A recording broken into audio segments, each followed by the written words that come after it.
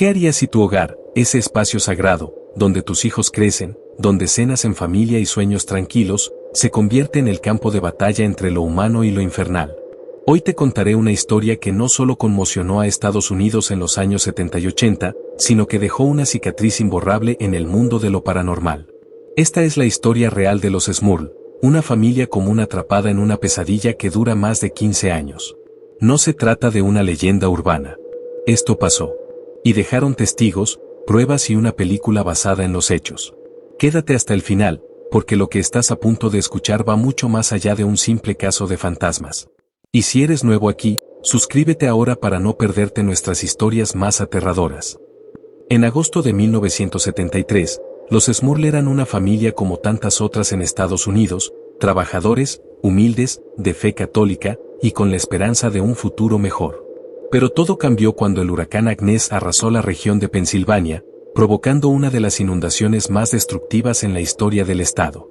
Su hogar quedó inhabitable. Jack y Janet Smurl, con sus 4 hijas pequeñas, Shannon, Dawn, Heather y Karin, y los padres de Jack, se vieron obligados a buscar un nuevo lugar donde empezar de cero. Fue entonces cuando encontraron una propiedad modesta, un dúplex de ladrillo grisáceo, en una tranquila calle llamada Chase Street, en el pueblo de West Pittston. La vivienda estaba dividida en dos, los abuelos se instalarían en un lado, y la familia joven en el otro. La casa no era perfecta, tenía filtraciones, pintura vieja, problemas eléctricos. Pero tenía potencial. Y para una familia que lo había perdido todo, significaba una nueva oportunidad. Durante las primeras semanas, el hogar se llenó de ruido. No por lo sobrenatural, aún no, sino por el bullicio alegre de una familia que martillaba, lijaba, pintaba. Quería transformar aquel lugar frío en algo suyo. En algo que pudiera llamarse hogar. Pero, como una sombra que se arrastra sin hacer ruido, lo extraño comenzó a insinuarse. No de golpe, no como en las películas. Lo hizo como lo hace lo verdaderamente inquietante, en susurros casi imperceptibles. Las primeras señales fueron sutiles. Herramientas que desaparecían del taller y reaparecían en lugares imposibles. Un martillo que Jack dejó sobre la mesa y luego encontró días después, dentro del congelador. Llaves que se desvanecían y luego aparecían enterradas en el jardín, aunque nadie las había tocado. Los electrodomésticos empezaron a comportarse de forma errática. Radios que se encendían solas, televisores que cambiaban de canal sin control remoto, y recordamos que esto era en los años 70, cuando no existía el control remoto universal. Una tostadora que un día empezó a expulsar humo negro, sin estar conectada. Luego vinieron los olores. Olores nauseabundos, como carne podrida o aguas estancadas, que surgían de la nada y se desvanecían igual de rápido. Janet limpiaba compulsivamente, tratando de encontrar la causa. Pensaron que tal vez las cañerías eran viejas, pero los plomeros no encontraron nada. Las manchas fueron lo siguiente. Aparecían en las paredes recién pintadas como si algo acechara detrás del yeso. Manchas marrones, verdosas, que traspasaban la pintura sin razón aparente. Jack, molesto, repintaba una y otra vez, pero las manchas regresaban siempre. Todo esto, en conjunto, podría parecer simplemente el reflejo del desgaste natural de una casa antigua. Eso pensaban al principio. Que era el estrés, el cansancio, los nervios de una familia que empezaba de nuevo. Pero la verdad, es que la casa ya tenía dueño. Y ese dueño, no era humano. Lo que nadie sabía entonces, lo que ninguno de los Smurl podía imaginar, es que la casa de Chase Street no necesitaba renovaciones. Necesitaba un exorcismo. Este era solo el primer susurro de un horror que no solo buscaría expulsarlos, sino destruirlos desde dentro. Al principio, las manifestaciones en la casa de los Smurl eran inquietantes, pero soportables. Pero aún no cruzaban el umbral de lo verdaderamente aterrador. Eso cambiaría con el tiempo. Con cada semana que pasaba, los fenómenos aumentaban. Lo extraño se volvió siniestro. Y pronto, lo siniestro comenzó a tomar forma. Fue Janet la primera en sentirlo. Una noche, mientras lavaba los platos, notó que alguien la observaba desde la sala. No era una figura clara. No tenía rostro ni cuerpo, pero estaba allí. Un peso, una presencia que la hacía girarse de forma automática, solo para encontrarse con el vacío. Al principio pensó que era el estrés o tal vez la fatiga. Pero esa sensación se volvió recurrente. Sentía que algo la seguía desde la cocina hasta el pasillo, que se detenía justo detrás de ella. Incluso llegó a sentir el leve roce de un aliento en su nuca, aunque no había nadie más en la habitación.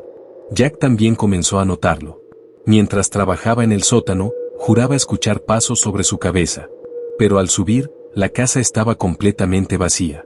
Las hijas empezaron a quejarse de que alguien entraba en su habitación por las noches. Alguien que no podían ver, pero que escuchaba respirar. Y luego, las sombras. Sombras que no obedecían las leyes de la física. Sombras que se movían en dirección contraria a la luz. Que cruzaban las habitaciones sin emitir sonido. Que se deslizaban por las paredes como si tuvieran vida propia. Janet intentó ignorarlo. Trató de racionalizarlo. Pero entonces ocurrió lo que marcaría un antes y un después en la pesadilla de los Smurl. Primero fue Mary, la suegra de Janet. Una mujer seria, católica, muy devota, no dada a fantasías. Una tarde, escuchó que alguien gritaba su nombre desde el dormitorio del fondo. Era la voz de Janet, gritaba con fuerza, como si algo estuviera mal. Mary corrió hacia la habitación pero estaba vacía. Confundida, regresó al salón, y se congeló. Janet estaba en la cocina, con las manos aún mojadas por el lavaplatos, no había salido de allí. No fue un incidente aislado. Janet también comenzó a escuchar su propia voz proveniente de otras habitaciones. A veces la oía gritar el nombre de sus hijas, otras veces, maldecía con violencia. Una noche, Mary despertó al oír pasos fuertes en el pasillo. Se levantó, pensando que uno de los niños estaba enfermo. Y entonces vio a Janet caminando hacia ella, o eso pensó. La figura se acercaba. Tenía el mismo cuerpo, el mismo peinado, pero no dijo nada. Sus ojos eran negros, vacíos. Cuando Mary parpadeó, la figura había desaparecido. Lo mismo ocurrió con las niñas. Una de ellas aseguró haber visto a su madre parada al pie de la cama en medio de la noche, solo para encontrarla dormida en su cuarto, al otro lado de la casa. No eran alucinaciones, no eran sueños, eran imitaciones. Y no eran amigables.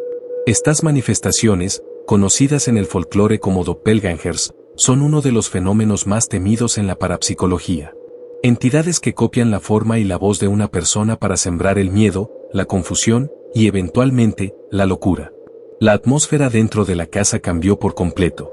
Ya no era solo un lugar con cosas raras. Se convirtió en una trampa viva. Las habitaciones estaban cargadas de una electricidad invisible, como si el aire vibrara. La tensión era constante, nadie dormía bien, nadie se sentía seguro, ni siquiera bajo la luz del día. Las sombras parecían esperar.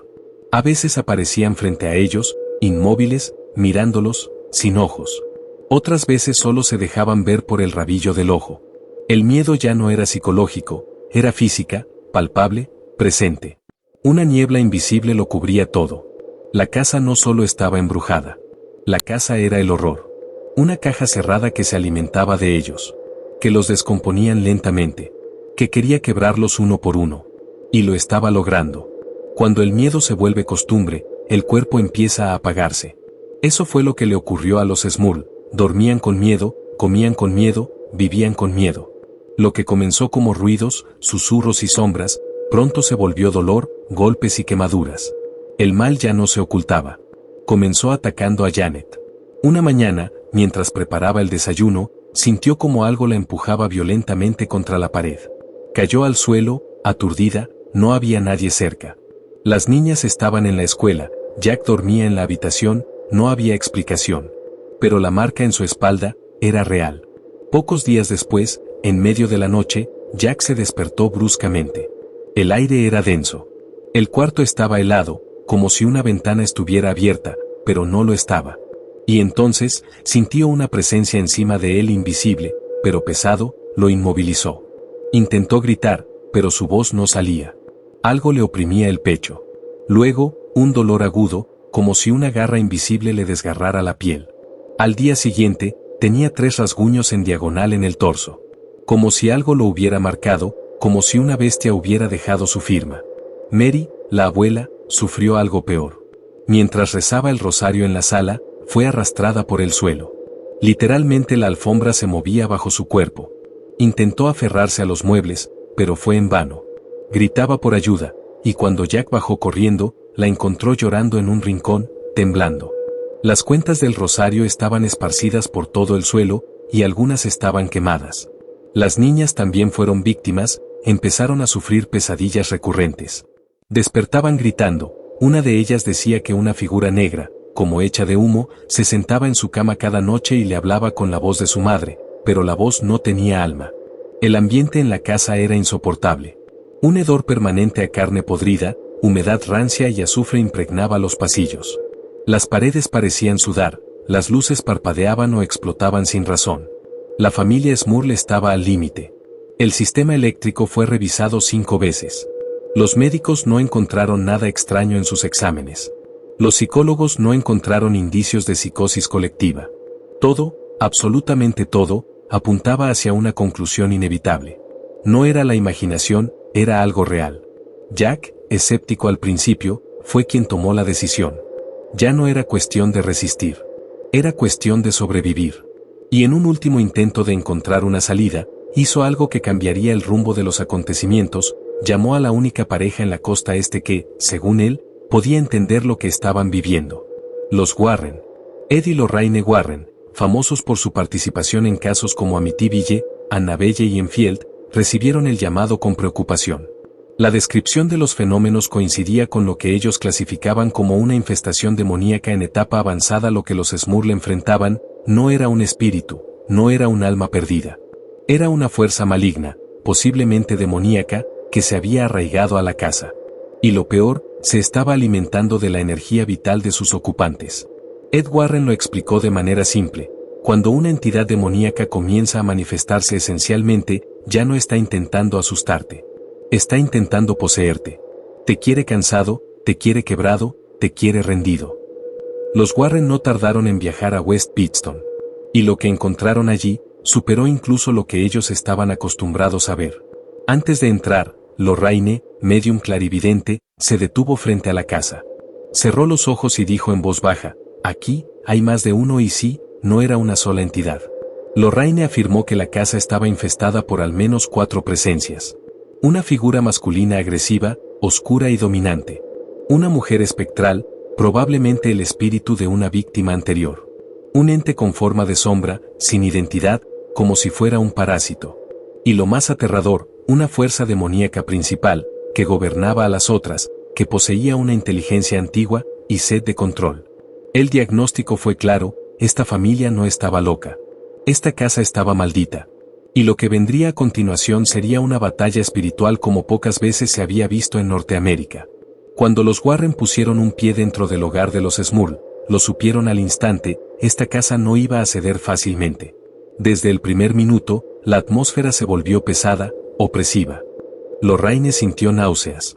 Ed percibió un cambio en la temperatura.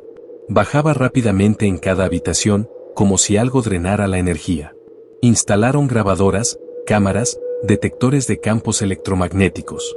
La intención era clara: documentar todo. No solo para comprender a qué se enfrentaban, sino para proteger a la familia. Porque lo que ocurriría aquí no era únicamente espiritual, era también físico y potencialmente letal. Durante la primera noche de observación, las cámaras captaron portazos, sombras cruzando los pasillos, luces que parpadeaban violentamente, y un evento que marcaría un antes y un después: un chillido gutural, que parecía surgir del mismo suelo, vibró por toda la casa. Ninguna era humana, ni animal. Era algo más antiguo, algo no destinado a este mundo. Ed Warren lo tenía claro: necesitaban un exorcismo. Pero ahí surgió el primer obstáculo: el Vaticano no interviene en casos sin pruebas contundentes. La diócesis local se negó a autorizar un exorcismo formal, argumentando que no había evidencia suficiente de posesión y manifestaciones demoníacas. Esto enfureció a Ed. ¿Cuántas marcas deben tener estos cuerpos?